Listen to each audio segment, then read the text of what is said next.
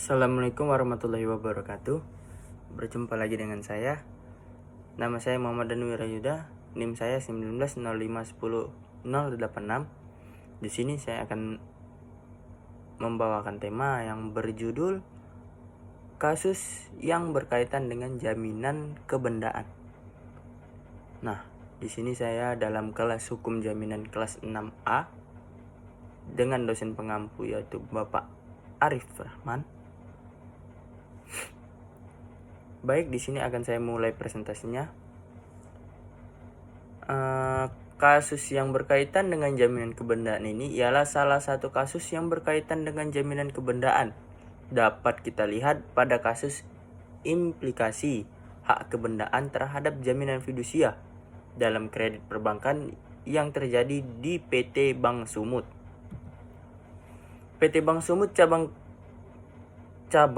Koordinator Medan merupakan PT yang menawarkan berbagai macam kredit seperti kredit multiguna serta kredit pensiunan yang hanya diperuntukkan untuk para pensiunan yang dikelola oleh PT Tabungan Pensiun atau TASPEN.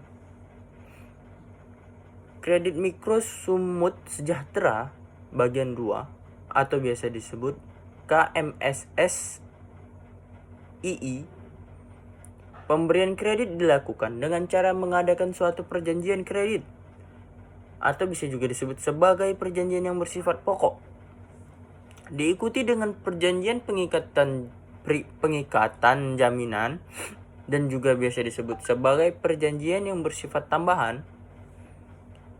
Kreditur separitis yang mengharuskan adanya perjanjian pengikatan untuk jaminan sebagai salah satu syarat debitur. Bisa berupa memberikan hak fidusia, hak tanggungan, dan juga hak gadai. Kemudian, jikalau terjadi wan prestasi antara kedua belah pihak, yaitu debitur dan kreditur, maka secara klausul, kesepakatan di antara mereka sebagai pihak yang terkait apakah dapat dikesampingkan demi kelancaran proses pembayaran hutang piutang tersebut. Dalam perkembangan hukum di Indonesia, sebagai jaminan fidusia telah diatur melalui peraturan perundang-undangan, yaitu Undang-Undang Jaminan Fidusia Nomor 42 Tahun 1999. Dengan begitu, peningkatan jaminan utang yang melalui jaminan fidusia wajib mematuhi ketentuan yang ada dalam ketentuan Undang-Undang Nomor 42 Tahun 1999.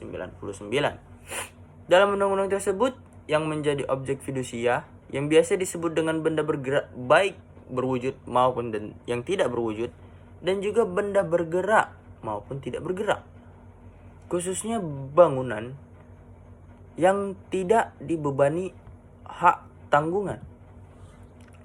Di sini kreditur atau pemegang jaminan fidusia hanya melakukan penyimpanan hak kebendaan dari debitur yang berbentuk benda bergerak berwujud maupun tidak berwujud dalam melangsungkan perjanjian menjadi suatu objek jaminan yang mengikuti perjanjian tersebut. Dan jika terjadi wan prestasi, hak kebendaan tersebut beralih kepada kreditur untuk menutupi segala utang piutangnya. Melalui mekanisme yang ada di sistem kredit di Bank Sumut, cabang Koordinator Medan, yaitu yang pertama, peringatan pertama yaitu 7 hari setelah jatuh tempo. Kemudian yang kedua, peringatan kedua yaitu 30 hari setelah jatuh tempo. Dan yang ketiga, peringatan ketiga ini termasuk lama, yaitu 90 hari setelah jatuh tempo. Maka dari mekanisme yang di atas, pihak kreditur dapat melalui putusan pengadilan bahwasanya objek yang menjadi jaminan dapat dieksekusi. Pemegang jaminan fidusia memberikan haknya kepada penerima jaminan fidusia.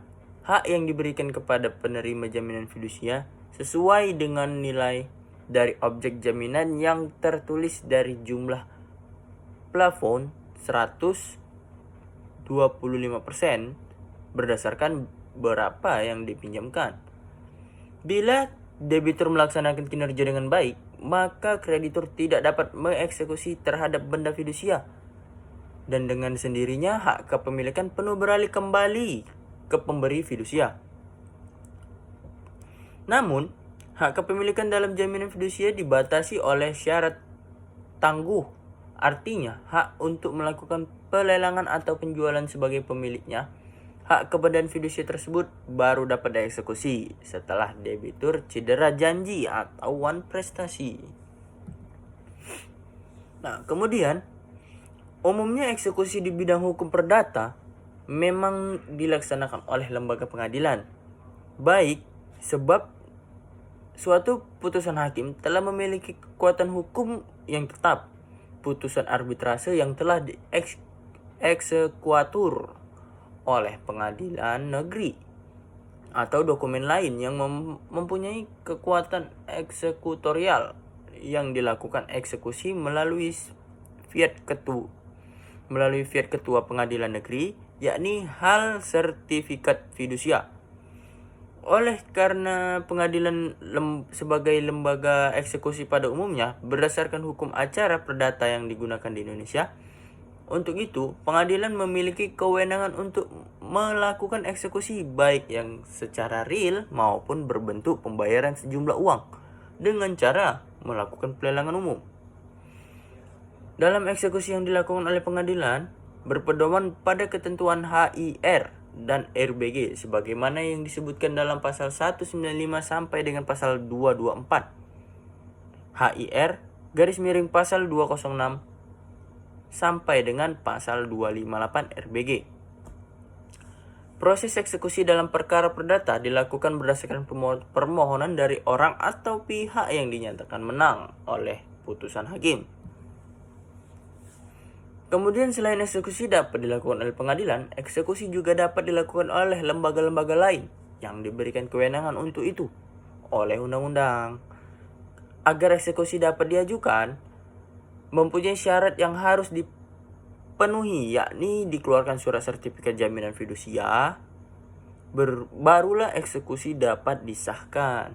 Dan Bank Sumut sendiri terkadang melakukan eksekusi dengan menggunakan hak fidusia yang diperoleh apabila ada kreditur macet yang sudah lewat tempo atau waktu, asalkan dengan tata cara dan sistem hukum yang berlaku dalam Bank Sumut ini sendiri. Sekian yang dapat saya sampaikan, kurang lebih saya mohon maaf apabila ada salah-salah kata, saya mohon maaf. Wabillahi taufiq walhidayah. Wassalamualaikum warahmatullahi wabarakatuh.